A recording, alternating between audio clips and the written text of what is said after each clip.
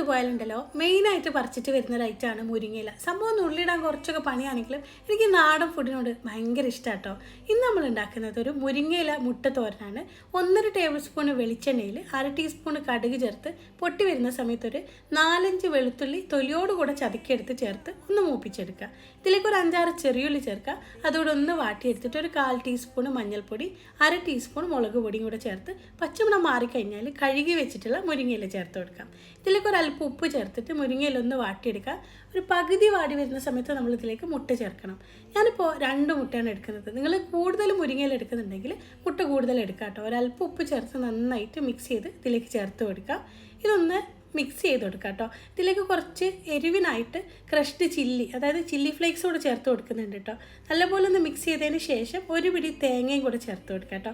ഇനി എല്ലാം കൂടെ നന്നായിട്ട് മിക്സ് ചെയ്ത് ഒന്ന് ഡ്രൈ ആക്കി എടുത്താൽ നമ്മുടെ മുരിങ്ങയില മുട്ട തോരൻ ഇവിടെ റെഡിയായി. സംഭവം അടിപൊളിയാണ് കേട്ടോ. അപ്പോൾ ഒന്ന് ട്രൈ ചെയ്ത് നോക്കുക. ട്രൈ ചെയ്യുമ്പോൾ ഫീഡ്ബാക്ക് അറിയിക്കാൻ മറക്കല്ലേ.